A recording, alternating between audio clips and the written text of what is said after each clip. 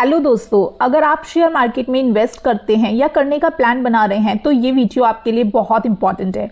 आज मैं आपको सिंपल लैंग्वेज में बताऊंगी स्टॉक मार्केट की इनकम पर कौन कौन से टैक्स लगते हैं और कैसे लगते हैं। आप जितना कमाते हैं उस पर कैसे और कितना टैक्स देना पड़ता है, स्टेप बाय स्टेप समझेंगे। बेंजामिन फ्रैंकलिन ने एक फेमस कोट कहा था, डेथ और टैक्स के अलावा इस दुनिया में कुछ भी सर्टेन नहीं है। तो मान लो भाई, पैसा कमाओगे तो टैक्स देना ही पड़ेगा। तो चलिए वीडियो को शुरू करते हैं।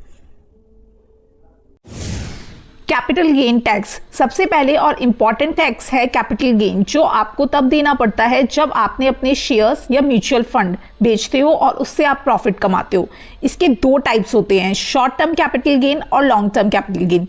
शॉर्ट टर्म कैपिटल गेन यानी कि STCG, अगर आपने शेयर्स 12 मंथ या उससे कम टाइम के लिए रखे हैं और प्रॉफिट कमाया है, यानी कि 12 महीने से कम आपने होल्ड किए हैं शेयर या 12 महीने से पहले आपने उनको बेच दिया है, तो आपको 20% का टैक्स देना पड़ेगा।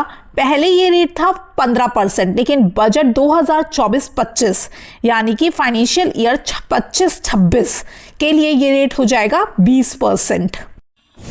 Second, LTCG, long term capital gain. अगर आपने अपनी शेयर्स को 12 महीने से ज़्यादा होल्ड किया है तो आपका 1.25 लाख, 1,25,000 तक का प्रॉफिट टैक्स फ्री होगा, एग्जेम्पशन में आएगा।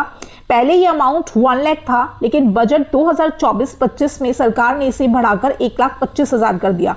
तो फाइनेंशियल ईयर 25-26 के लिए 1.25 लाख वैलिड रहेगा। उसके बाद जो भी प्रॉफिट होता है 1,25,000 पे नहीं लगेगा कोई भी टैक्स। उसके बाद का जो भी प्रॉफिट होगा उस पर आपको 12.5%, 12.5% की रेट से टैक्स देना पड़ेगा। पहले ये 10% था, जिसे अब बढ़ाकर 12.5% कर दिया गया है। इसे एक एग्जाम्पल से समझते हैं। मान लो मोनिका ने 500 शेयर्स लिए SBI के 350 रुपए की प्राइस पर, तो ये इसकी परचेज प्राइस हो गई। 2 साल उन्होंने होल्ड की, 2 साल होल्ड किए यानी कि 12 महीने से ज्यादा होल्ड किए, तो लॉन्ग टर्म कैपिटल गेन होगा। और उन्होंने बेचे 800 पे, जो कि उनकी सेल वैल्यू हो गई। तो प्रॉफिट कैलकुलेट करेंगे 800 माइनस 350 इंटू 500 या 450 इंटू 500, तो आएगा प्रॉफिट 2,25,000। तो इस 2,25,000 में से 1,25,000 पर कोई टैक्स नहीं लगेगा। उसके बाद का जो भी प्रॉफिट होगा, यानी कि होगा 1 लाख रुपए, इस पर लगेगा 12.5% के हिसाब से टैक्स, जो कि होगा 12,500 रुपए। Second, dividend per tax. अगर आपको कंपनी से डिविडेंड मिलता है, यानी आपको कंपनी अपने प्रॉफिट का कुछ हिस्सा देती है, तो वो भी टैक्सेबल है। डिविडेंड को आपकी टोटल टैक्सेबल इनकम में जोड़ दिया जाता है, फिर आपका जो भी टैक्स स्लैब है उस रेट से टैक्स लगेगा, यानी कि डिविडेंड पर टैक्स लगेगा as per your slab rate. अगर आपका स्लैब रेट 10% है तो डिविडेंड पर भी 10% टैक्स लगेगा। स्लैब रेट 30% है तो डिविडेंड पर 30% टैक्स देना पड़ेगा। TDS on dividend. अगर डिविडेंड 5,000 या उससे ज्यादा है तो कंपनी पहले 10% का TDS काट लेगी, जो डायरेक्टली आपके इनकम टैक्स डिपार्टमेंट में चला जाएगा। अगर आपकी टैक्सेबल इनकम नहीं है तो बाद में आप इसका रिफंड भी क्लेम कर सकते हो। STT, security transaction tax. चाहे आपको प्रॉफिट हो या लॉस हो, हर ट्रेड पर एक छोटा सा टैक्स लगता है STT। शेयर खरीदते या बेचते दोनों टाइम आपको 0.1% का STT देना पड़ता है। अगर आप इंट्राडे ट्रेडिंग खेलते हो तो सिर्फ सेल करते टाइम 0.025% का STT कटेगा।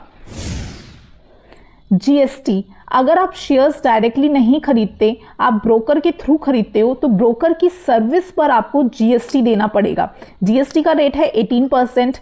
ये GST आपके ब्रोकरेज, सेबी चार्जेस और ट्रांजैक्शन चार्जेस पर लगता है। And last, stamp duty. Shares buy करते वक्त एक छोटा सा चार्ज लगता है, स्टैम्प ड्यूटी। इसका रेट है 0.015%। एग्जाम्पल, अगर आप 10,000 के शेयर्स खरीदते हो तो अप्रॉक्सीमेटली ₹1.5 आपको स्टैम्प ड्यूटी देना पड़ेगा। इंट्राडे में ये और भी कम होती है, सिर्फ 0.03%। तो एक बार क्विक समरी कर लेते हैं, टैक्स कौन कौन से लगते हैं। Short term capital gain, long term capital gain, dividend tax, TDS on dividend, security transaction tax, GST and stamp duty. दोस्तों, अब आपको समझ आ गया होगा कि स्टॉक मार्केट में पैसा कमाना जितना इंपॉर्टेंट है, टैक्स कैसे लगेगा ये समझना उतना ही इंपॉर्टेंट है। तो ये वीडियो हेल्पफुल लगा हो तो लाइक ज़रूर करें, शेयर करें अपने इन्वेस्टर दोस्तों के साथ और सब्सक्राइब करें ऐसे ही और टैक्स रिलेटेड वीडियोस के लिए। मिलती हूँ नेक्स्ट वीडियो में, तब तक के लिए हैप्पी इन्वेस्टिंग।